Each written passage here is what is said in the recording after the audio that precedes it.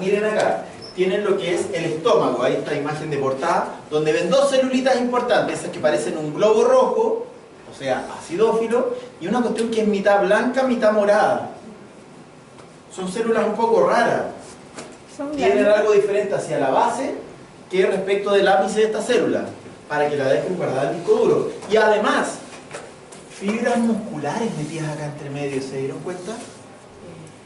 Fibras musculares metidas acá. Músculo liso. Mira tú.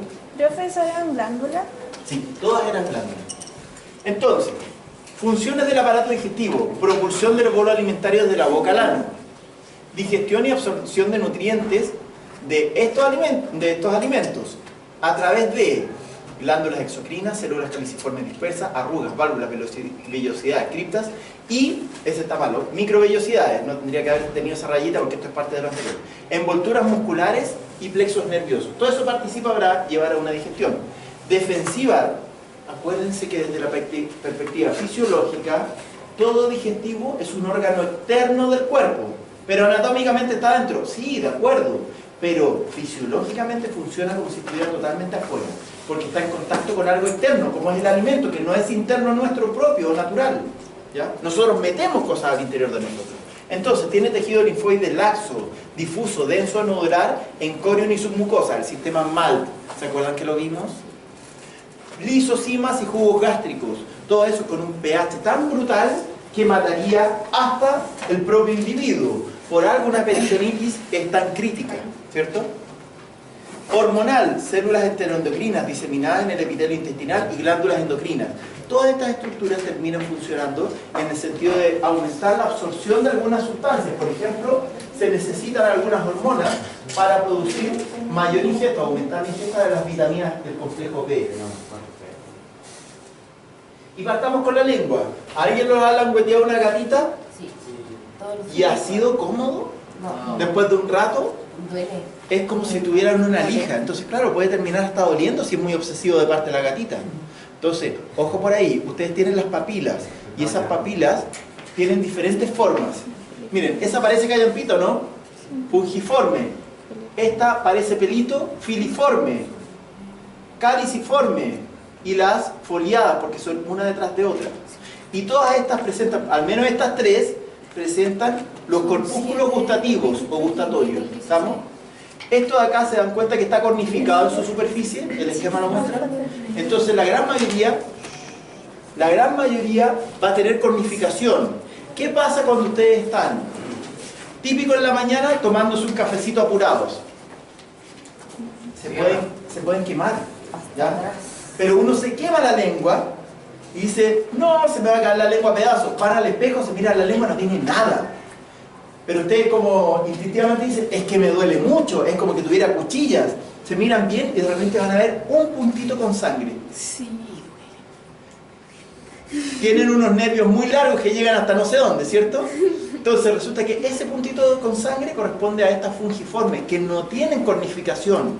Si tienen cornificación, van a resistir la quemadura. Si no tienen cornificación, como en esta fungiforme, no la van a resistir y esos puntos se rompen, se queman y duelen mucho, porque están llenos de receptores, como eran estos corpúsculos gustatorios. ¿Ya? Ya. Entonces, ustedes se han dado cuenta que tienen diferentes tipos... ¿Se han dado cuenta que tienen diferentes tipos de sensibilidades? Entonces ustedes suele ocurrir que usan la puntita de la lengua para sentir sabores. ¿Han visto, por ejemplo, a un bebé, a una guagua recién comer limón? sí. Es de antología, ¿ya? O sea, esas caritas valen oro. ¿Por qué? Porque un individuo, supongamos que nació solo en una isla botado, de alguna forma sobrevivió con robot y nunca nadie lo influenció. Entonces de repente le ponen un limón enfrente. ¿Qué va a hacer ese pequeño? Va a ir a tomar el limón, olfatean. Primero, el olor es raro, instintivamente va a haber un poco de rechazo. Si ustedes van y tocan con la puntita, normalmente van a decir, guácala, no. ¿Por qué dicen no instintivamente? ¿Por qué no se da la oportunidad de probar? Porque los tóxicos y los venenos ambientales son todos ácidos o amargos. Y eso lo tenemos en nuestro ADN. Entonces, instintivamente vamos a rechazar el limón. Pero si el bebé ve que todos están ahí con el limón y que le echan sal o cualquier otra cuestión, de copuchento va a aprender a consumir otros sabores. Es lo mismo que nos sucede, por ejemplo, con los ají. El ají, instintivamente nosotros lo vamos a rechazar. Es una medida de protección de esas plantas, pero nosotros podemos aprender a sentir esos sabores. Primero, ve estas papilas que son las filiformes y tienen cornificación arriba, o sea, queratina. Estas no tienen, ¿se fijan? Aquí están lo que les pasa a la lengüita a la gatita, ¿ya? O sea, realmente como una lija. Y ahí hay otras variedades. Estas son las papilas caliciformes. Esas papilas caliciformes son diferentes porque son, miren acá, una tremenda cuestión como un tapón rodeado de un anillo, pero más abajo tienen unas glándulas.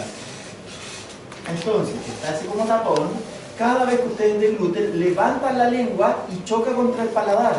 Entonces, hacen como una suerte de émbolo, como que metieran la parte media hacia el interior. ¿Eso qué hace? Que se ordeñen estas glándulitas que están acá y estas glándulas van a liberar su secreción por acá, por el borde. Entonces son como una especie de sensores autolavables. ¿A qué me refiero? Llegan, levantan la lengua. Cuando hacen la deglución, va a ingresar las partículas de alimento y se van a meter en esta área. Y ahí está llena de papilas gustativas, ¿se dan cuenta? Por lado y lado hay papilas gustativas.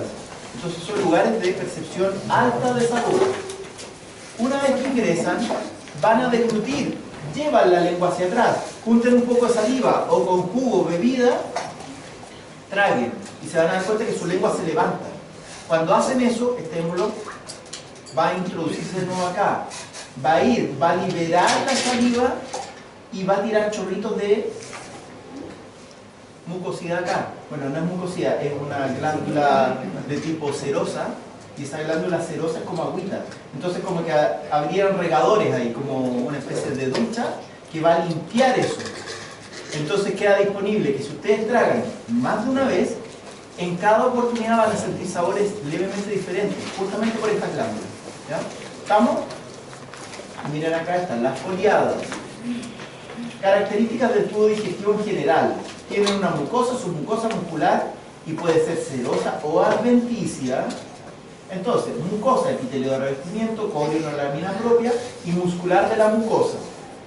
Muscular de la mucosa es músculo liso, metido en la mucosa. ¿Se acuerdan que en la imagen de portada de digestivo les mostré una partecita donde tenían una, así como rayitas musculares?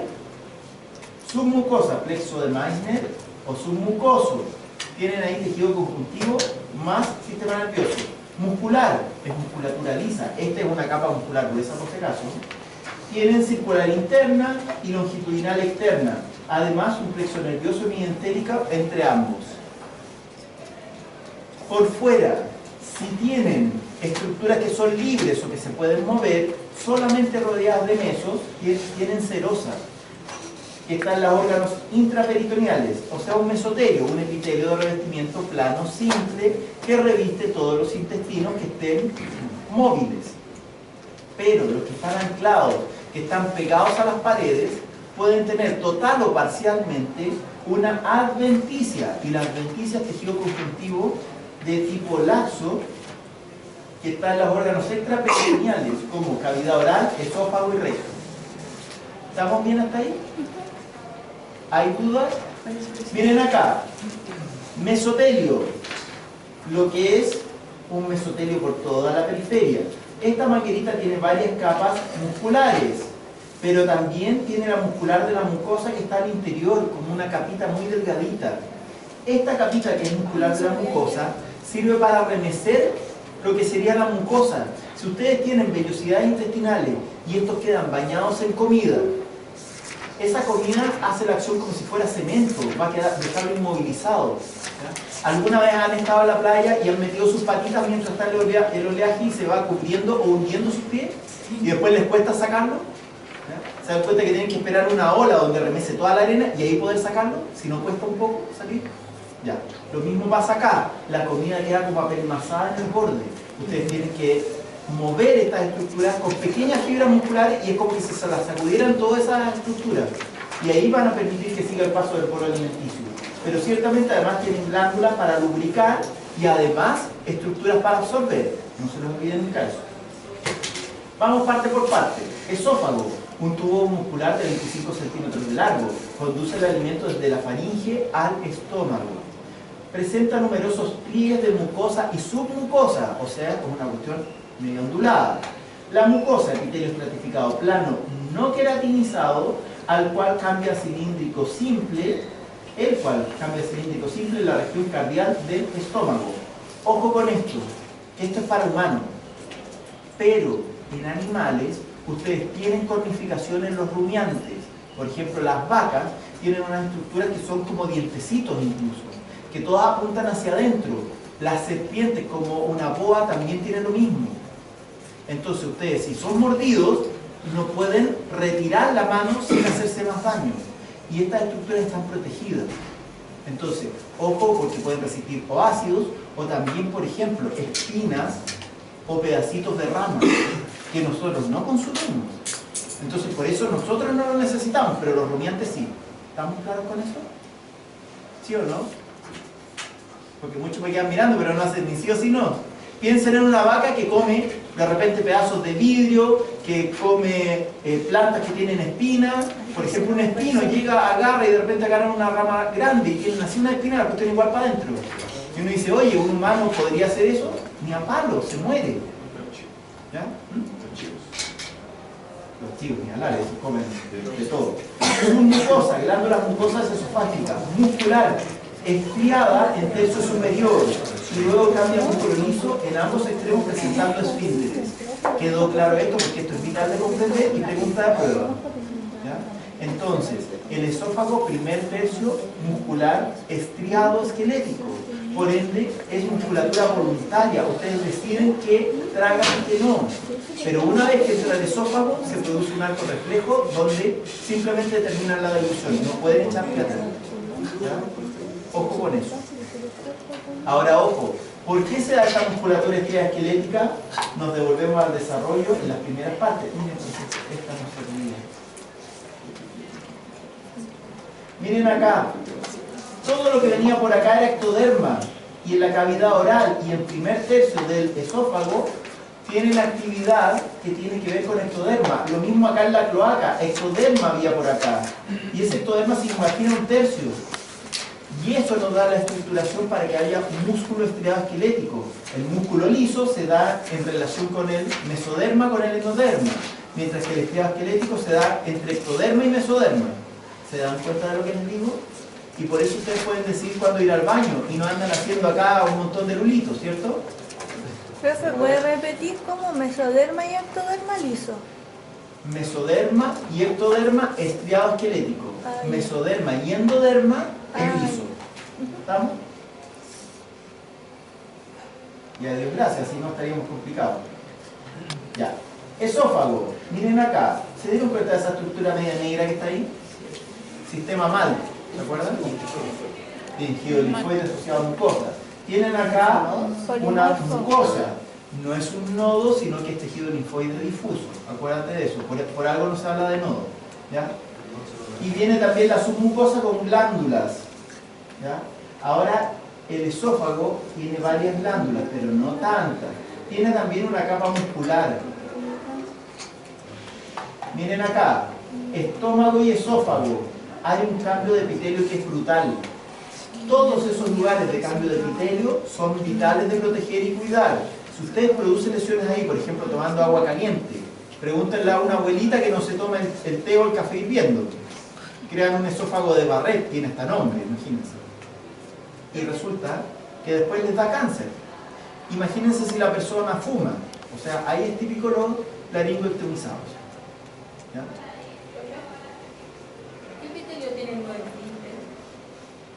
Es que los esfínteres, dependiendo en el lado en que estén, tienen el mismo que está en el esófago o en el estómago. Lo que pasa es que el esfínter está siempre debajo de la mucosa. Es un anillo muscular, eso es el esfínter en específico. Entonces el esfínter en sí no tiene un epitelio propiamente tal, sino que es la etapa que lo revista. ¿Ya? Entonces, mucosa, transición de epitelio, submucosa con glándulas mucosas, muscular, tienen circular interna y longitudinal externa. Afuera tenían serosa en este caso. Y miren, ahí está el estómago. Esto es un recordatorio de anatomía como imagen, pero miren, aquí está mucosa con todas las características, submucosa con las características histológicas, muscular, ojo, 3 capas musculares. Y esas 3 capas musculares tienen tremenda importancia, porque pueden producir diferentes tipos de movimientos. Y la serosa, tejido conectivo laxo, terminado con mesotelio, un epitelio plano simple. Pero miren acá, epitelio cilíndrico simple con corion de conectivo laxo. Ahí está lleno de glándulas. Entonces vamos viendo. ¿Ven la mucosa? ¿Ven la afinidad tintorial y la tremenda actividad que hay ahí? Porque está lleno de glándulas. ¿Ven la muscular de la mucosa? Hemacidófilo. ¿Ven el tejido conjuntivo que está debajo, que es la submucosa? ¿Eso también se podría decir como adventicia? No, la adventicia está acá abajito, pero acá tú tienes serosa. La adventicia, acuérdate que es tejido conjuntivo, pero está por fuera del órgano. Acá tenemos una serosa que está por fuera del órgano, en la misma situación, pero como este es móvil, tiene solamente mesotelio, epitelio de revestimiento plano simple. Conjuntivo, están en los extremos, ¿ya? O en los órganos pegados. Y acá tenemos una muscular tremenda, con 3 capas, más algo de tejido nervioso para regular eso. Pero lo importante está acá. Ustedes tienen un montón de arrugas del estómago, pero entre medio de esas arrugas tienen las criptas, y esas criptas son glándulas. ¿Y qué liberan? ¿Qué liberan? Ácido clorhídrico, muy bien. Entonces vamos viendo, porque miren acá, miren eso, miren qué raro, tienen unos agujeros entre medio de esas células. Pongan atención a eso, esas son las células parietales. Criptas gástricas, puras glándulas, todo eso es pura glándula, glándulas gástricas al por mayor, con una muscular de la mucosa para remecer todo esto y que nada se quede pegado, no haya una impastación intestinal, ¿cierto? Y submucosa, tejido conjuntivo llena de nervios y mucha irrigación. Pero miren acá, célula principal y parietal. La principal libera proteínas, lo que sería mucus. Simógeno termina siendo algo como mucus, que va a proteger las paredes intestinales. Por un lado, se van a estar protegiendo, pero por el otro, miren estos agujeros que tiene esta célula muy extraña. Esta célula, que se llama célula parietal, tiene una secreción de ácido clorhídrico. El ácido clorhídrico, ¿qué hace? Su función principal es destruir células. ¿Pero cómo? ¿Lo produce una célula? Sí y no. ¿Qué es lo que hace esta celulita? Tiene 2 componentes para producir ácido clorhídrico y tiene unos canalículos intercelulares que son como puertas. Entonces, ¿qué es lo que hace inteligentemente? Por un lado de esos canalículos libera un precursor del ácido clorhídrico. Por el otro lado, opuesto, libera otro de los precursores, que son 2, para producir ácido clorhídrico. Y una vez que lo libera, se cierra. Entonces la cosa es como que ustedes crearon un explosivo que viene en 2 partes, tiran las 2 partes, esperan que se junten afuera y cierran las compuertas. Y se bañan en base a las proteínas de mucígeno que están en las células vecinas. Y con eso se protegen. Entonces como que llegan, tiran por aquí, tiran por allá, se ponen así y se protegen más encima con un escudo. Si no hicieran eso, no tendríamos estómago. Pero ¿qué pasa cuando esto se descompensa? Son neuras, les van a salir úlceras y ahí queda la embajada, ¿ya? Porque producen más HCl. Pero no es solo eso lo que producen. Cuando están en un estado de reposo, producen el factor intrínseco que ayuda a la absorción de vitamina B12 sobre todo, pero en general es del complejo B, ¿ya? ¿Por qué necesitan absorber complejo B? ¿Para qué les sirve aquí dedicar tiempo libre? ¿No saben para qué sirven las vitaminas? Refuerzan. El complejo B ayuda ciertamente al sistema nervioso, sobre todo a las partes que tienen que ver con el pensamiento, o sea, los neurotransmisores que tienen que ver con la memoria, se ven más activados por complejo B. Pero el hecho de que se active más el sistema nervioso central hace que ustedes tengan una mejor homeostasis. Entonces, si están flacos, les va a ayudar a engordar. Si están gordos, les va a ayudar a adelgazar. Los equilibra y así sucesivamente. ¿Ya? Entonces ayuda al metabolismo en general de manera indirecta. Pero mi teléfono. Chiquillos, ¿se acuerdan cuando les mostré la imagen de portada que había unos que estaban blancos encima y morados por debajo? Sí. Miren acá, célula principal. Y las parietales eran esos globos rojizos, globos ácido-filo. Miren acá, lo mismo que les acabo de explicar. Por un lado potasio, por el otro lado cloro, producen, ¿qué cosa? Ácido clorhídrico. No, no es ácido clorhídrico. Sí, es que Sí, vi ácido una. clorhídrico. Miren, me refería a esta imagen. Esta. ¿Ven las principales y las parietales? Miren ahí cómo se produce mucus y aquí ácido clorhídrico. Ah, ya. ¿Estamos?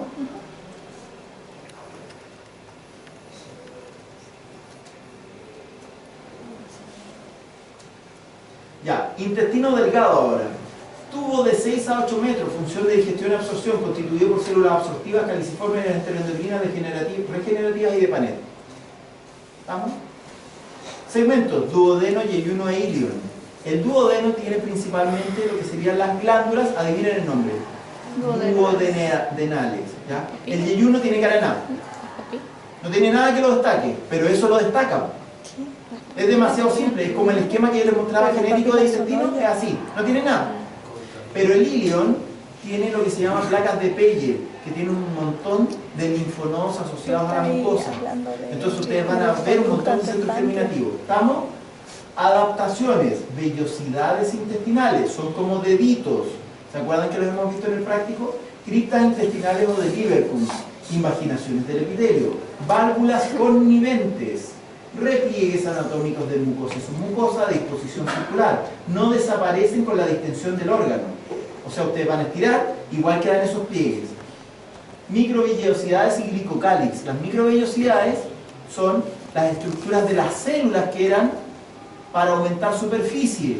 Pero acuérdense que miles de esas células van a formar un epitelio. Y ese epitelio va a revestir estructuras anatómicas, como son esos deditos que se llaman vellosidades intestinales. Entonces, tienen la vellosidad y sobre la vellosidad van a tener un epitelio cilíndrico simple. Y ese epitelio recién presenta microvellosidades. ¿Estamos claros con eso?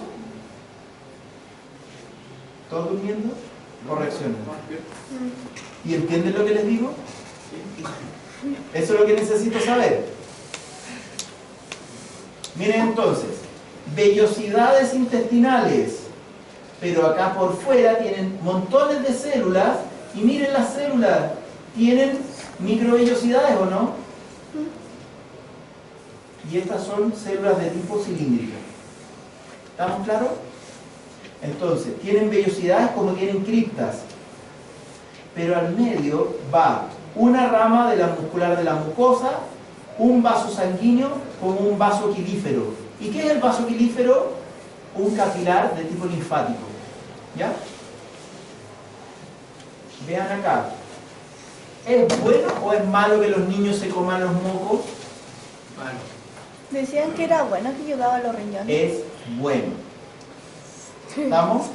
Los niños, estamos hablando no más allá de 3 años. ¿Ya? ¿Qué les voy a decir a los que son mamás o papás?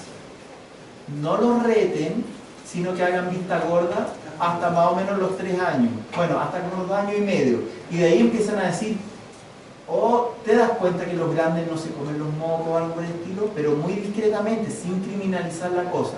¿Por qué? Porque antes de eso, ustedes tienen un grupo de células que son las células M, que están metidas intercaladas. Y esas células, cuando reciben fragmentos de moco, no es por el moco, sino que porque está lleno de virus o bacterias que están generando las infecciones. Y esas estructuras quedan medias destruidas, pero permiten la creación de inmunoglobulinas, o sea, una presentación antigénica. Estas células M reciben el moco, lo procesan, encuentran cuáles son los patógenos o para detectar los patógenos y se los pasan a los linfocitos B. Y esos linfocitos B van a los ganglios y liberan la información en todo el torrente sanguíneo. Entonces el pequeño, que una gripe le duraría normalmente unas 3 semanas, se va a reducir a 1 si se come los mocos. ¿Se entiende? Ahora ojo, si el pequeño produce demasiado moco, tienen que estar sonándolo constantemente. Y acuérdense que se puede ahogar o hasta vomitar si tienen muchos mocos. Entonces es una cuestión de tira y afloja. Pero si se los come y todo lo demás, no sean criminales de decirle, no, pero ¿cómo, cochino, cuestiones por el estilo? Resérvenselo. Porque obviamente en nuestra educación, si hay educación, les va a incomodar. A cualquiera le da asco ver a alguien comiéndose los mocos, ¿cierto? Bueno, se supone. Lo dejo ahí. Soy educación antigua, parece. Vean acá, intestino delgado. Y esto, miren acá, glándulas de Brunner, actualmente llamadas glándulas duodenales. Y esto es mucosa. Ven que aquí hay vellosidades intestinales, miren, incluso ahí dan un giro.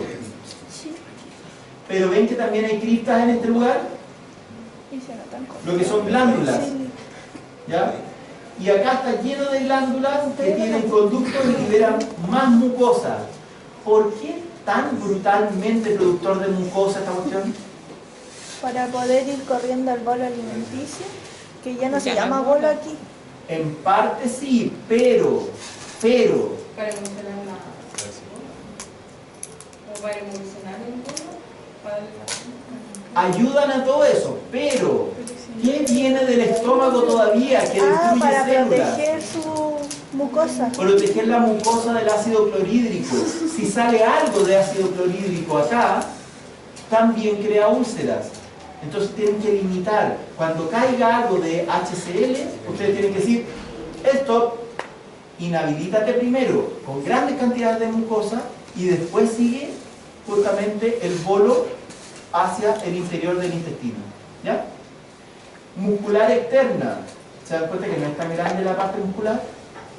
Pero miren, cerquita tienen el páncreas, tienen el hígado también y por ende la vesícula biliar. Todo eso desemboca en el Duodeno. Vayan pensando en esa relación. ¿Qué hay acá? Una vellosidad. ¿Se fijan que parece el dedito así? ¿Y qué hay hacia abajo? Un conducto. Una cripta o glándula intestinal, ¿ya? Pero miren en la superficie de esta vellosidad, ¿qué hay ahí? Células caliciformes. Entre otras células caliciformes, pero también hay un epitelio cilíndrico simple con células caliciformes intercaladas. Ojo con eso, ¿ya? Algunas de estas glándulas chocan en la parte muscular que viene por debajo, hacen esto y llegan hasta ahí. Pero son tan grandotas estas glándulas que ¿qué es lo que tienen que terminar haciendo? Se doblan hacia un lado. Entonces ustedes van a ver el corte, van a ver criptas o glándulas intestinales y de repente van a ver cortes transversales acá debajo. Van a ver como mangueritas que salen para los lados. Pero uno dice, no, pero no tienen que estar de arriba abajo. Sí, pero lo que pasa es que se doblan porque son medias grandes. ¿De acuerdo? Bueno, sobre los kilomicrones. Alguien le llamaba, por cierto, la atención del metabolismo de las grasas, que puede desembocar, por ejemplo, en hígado graso, cosas por el estilo, ¿ya? Normalmente, la grasa en grandes cantidades no puede pasar al torrente sanguíneo, porque se forman unas estructuras que se llaman kilomicrones, que son demasiado grandotas. Si pasan al capilar sanguíneo, lo van a tapar y van a crear un mal mayor, ¿ya? Además de la aterosclerosis y todo eso, ¿cierto? Pero por otro lado, estos sí pueden pasar por un capilar linfático. Por ejemplo, el vaso quilífero que estaba justo al medio de la vellosidad intestinal, los deditos, ¿cierto? Y ahí va a circular. Extrañamente, la circulación intestinal nos lleva directamente a la parte hepática. Y en esa parte hepática podemos metabolizar los kilomicrones, emulsionarlos, hacerlos chiquititos en base a aminoácidos y como triglicéridos, por ejemplo, y de ahí que continúen por el torrente sanguíneo. ¿Ya? Ahí son manejables. Pero si algo falla metabólicamente hablando, típico, por ejemplo, la persona que tiene algún problema metabólico, algún problema enzimático, o de, por ejemplo, ansiedad y otras cosas, por ejemplo, estrés crónico, lo primero que va a hacer es empezar a engordar. Y queda en el típico rollito, esa obesidad que es de la parte abdominal. Y eventualmente aparece como una pancita, que muchas veces se habla, esa guatita cervecera, típica de los hombres, ¿cierto? Que nosotros nos sale así como si estuviéramos embarazados, la ponchera, ¿ya? Entonces, ojo, que eso es evidencia del hígado graso. El hígado se hipertrofia y llega a salir por la parrilla costal acá debajo. Y eso hace que se nos pronuncie acá y acá podemos poner la cerveza, ¿cierto? Me han contado, yo no sé esas cosas. Yo les dije privadamente que en algún momento yo pasé de los 100 kilos, ¿cierto? Es por eso que les digo esas cosas, porque pucha que me ha costado y ya estoy casi en una década de estar bajando sistemáticamente, ¿ya? Porque muchos me regalan, ¿y qué cirugía te hiciste? Pucha, si tuviera plata tal vez, pero la verdad es que no da por esos lados. El yeyuno, yo les decía, cara en nada. ¿Qué implica que el yeyuno no tenga cara en nada? Porque hay algo evidente que puedan ver ahí, ya sea glándulas duodenales, placas de Pelle. ¿Hay algo relevante que me puedan decir, esto, por esto es yeyuno? Nada. Como no hay nada, por eso es yeyuno. ¿Ya? Es muy básico, tiene las estructuras justas que aparecen en cualquier esquema de intestino. Tiene una mucosa, submucosa, muscular y serosa. Matemáticas de libro. Y está todo ordenadito, pero no hay nada más. Nada más. Acá normalmente tienen puras estructuras que son de absorción. ¿Ya? Yeyuno híbrido. Y miren las vellosidades intestinales. Yo les dije, cada vellosidad está recubierta de un epitelio y tiene cientos, si no miles, de celulitas en su superficie. Y estas celulitas, miren lo que tienen acá en la superficie. ¿Qué especialización apical tienen o presentan? Microvellosidades que además tienen células caliciformes acá metidas intercaladas. Acá está con un paz destacado, entonces por eso se ve rojo. ¿Ya? ¿Por qué las papilas se llaman cáliz? Porque tienen forma de cáliz, así como de una especie de copita. ¿Ya? Miren acá. ¿Vieron esto? ¿Vieron esto? ¿Eso o eso? ¿Son tumores? ¿Qué son? No, sistema linfático. Sistema linfático asociado a mucosa, o sea, mal. ¿Ya? ¿Y eso qué nos hace llevar de inmediatamente al diagnóstico? Podría ser apéndice también, el apéndice se ve súper igual. Es así porque está cerca del ciego, profe. Exactamente, y en el ciego está el apéndice. Ah. ¿Ya? Entonces miren acá, y tienen un montón de estructuras que tienen que ver con la inmunidad. Entonces, ojo, está bien, estamos hablando del ilion, ¿ya? Todas estas partes de intestino delgado lo que hacen o promueven es la absorción intestinal. Pero yo ahora les hago un comentario. ¿Se dan cuenta que pese a la absorción intestinal, ustedes tenían antes todo lo que era la masticación y la deglución, y en base a la lipilasa salival empezaba la digestión? Pero después vamos a pasar al intestino grueso, y en el intestino grueso, ¿qué se hace? Si acá era absorción de nutrientes, en intestino grueso, ¿qué podría ser? Absorción de líquidos. Absorción de líquidos, agua principalmente, ¿ya? Entonces, si nosotros acá tenemos un montón de vellosidades intestinales y todo esto fluye a nivel de intestino grueso, si absorben el agua, quitan el agua, ¿es tan fácil que fluya? Entonces, ahí tendríamos problemas para mantener estas estructuras. Entonces, borren esta parte de acá y se van a dar cuenta que de inmediato que va a cambiar todo eso y tendríamos que pasar al intestino grueso, que ojo, no solamente absorbe agua. Intestino grueso, tubo de 1,5 metros de diámetro, es cortito. Porciones, ciego, colon, recto y conducto anal. El colon, agua y vitaminas. ¿Saben lo que son las vitaminas? Recién me dieron evidencia que parece que no cantan mucho las vitaminas. Las vitaminas son caca y cadáveres de la microbiota intestinal, o sea, la flora bacteriana que tienen ahí. ¿Ustedes saben que tienen un montón de bichitos? Esos bichitos se mueren, son vitaminas. Esos bichitos hacen caca, son vitaminas. Profe, ¿en qué parte del ciego está el apéndice o el ciego del apéndice?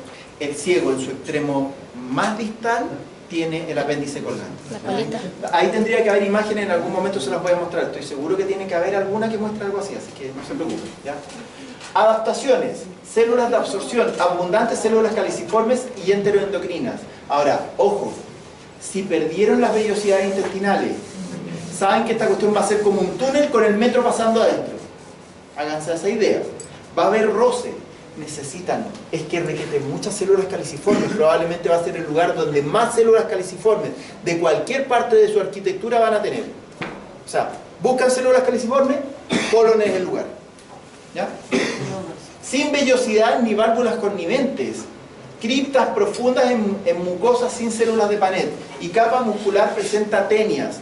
¿Y qué son las tenias? Ustedes tenían dos capas, pero las tenias son como unos cordones que van de aquí hasta acá.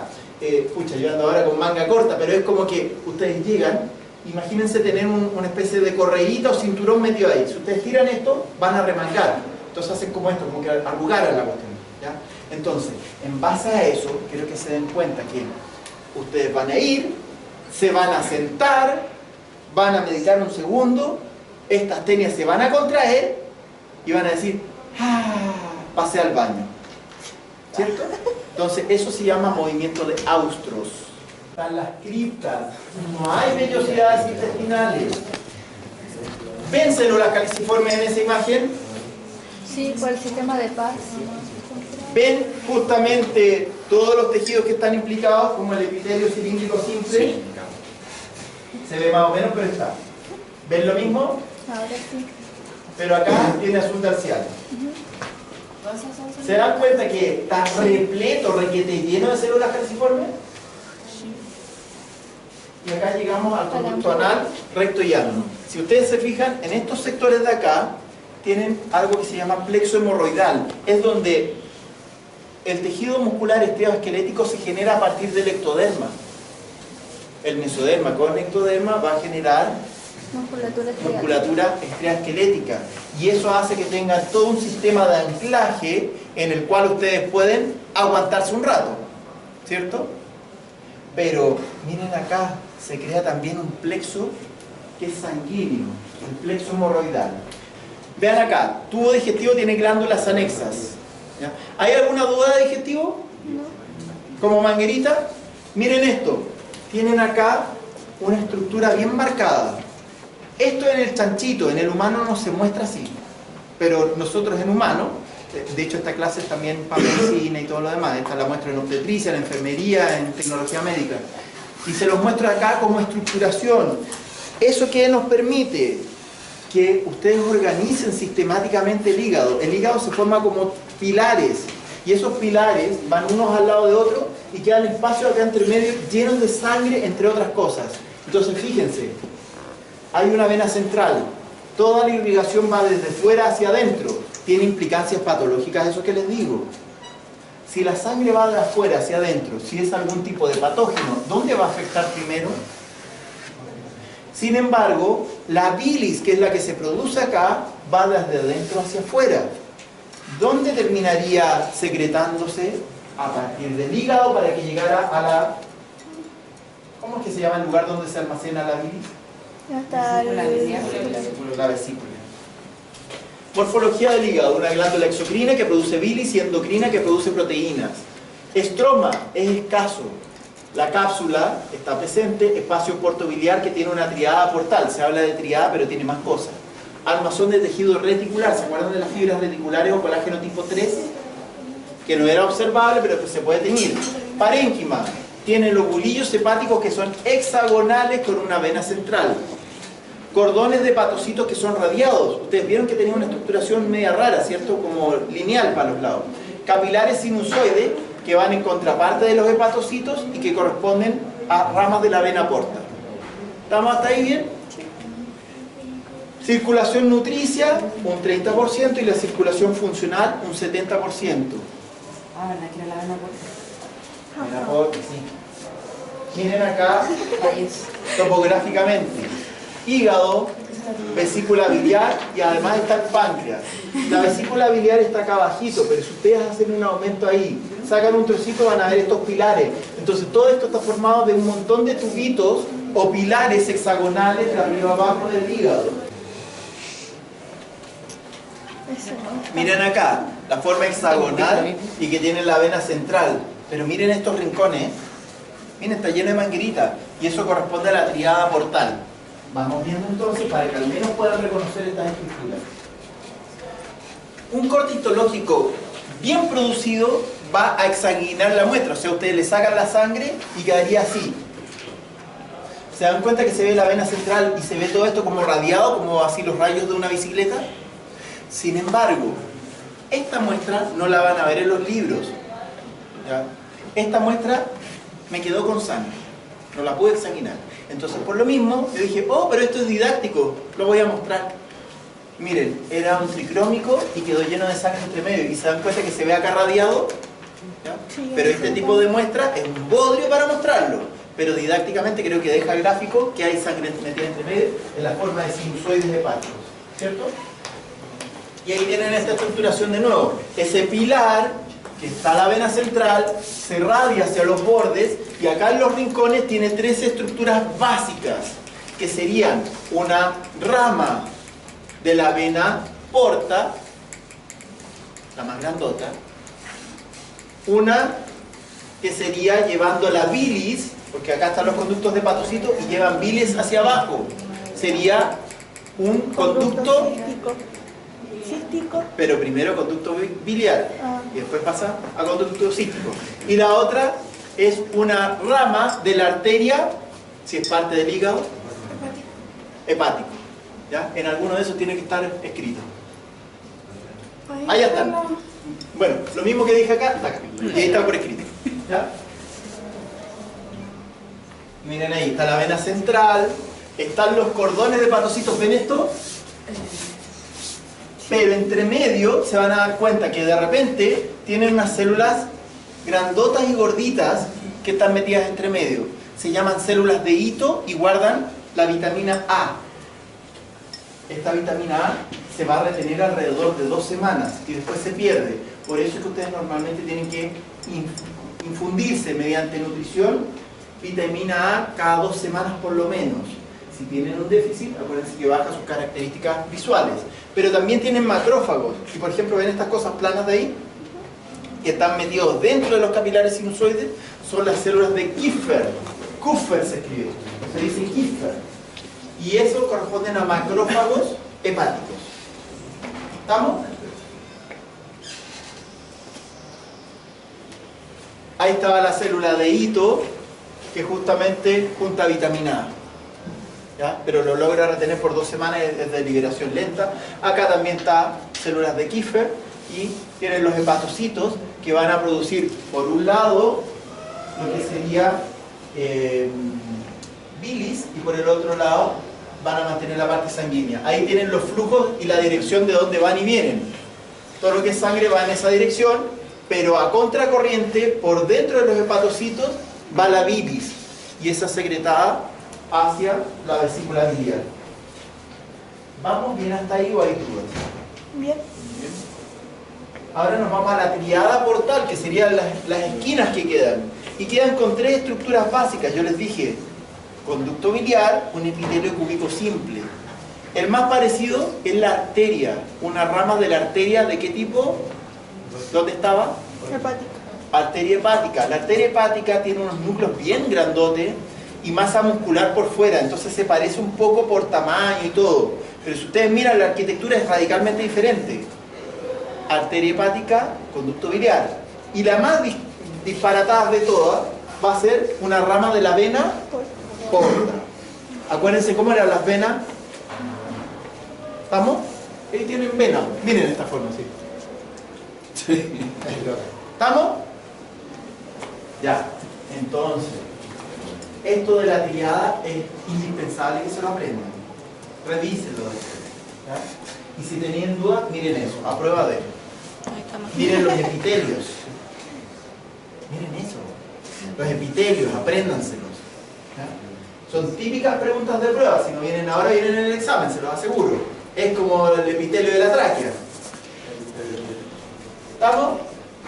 No, si no se lo pregunté. Vamos a la vesícula biliar. La vesícula biliar tiene muchas vellosidades internas dentro de la mucosa. Tiene parte muscular. ¿Pero para qué tiene estas vellosidades? Puede concentrar todavía un poquitito más esta situación, donde vas a reabsorber un poquitito de agua. No es mucho, pero lo logra. ¿Estamos ok hasta ahí? Sí, profesor. Ahí está todo lo que tienen que saber y nunca han preguntado del epitelio.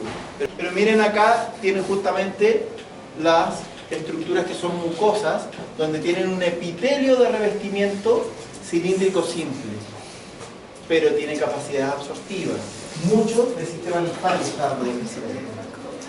Morfología del páncreas. El páncreas lo hemos visto montones de veces, así que tienen los acinos serosos y las células centroacinosas. Acuérdense que tienen uno exocrino y uno endocrino, y la parte endocrina era justamente de los islotes pancreáticos o islotes de Langerhans, ¿ya?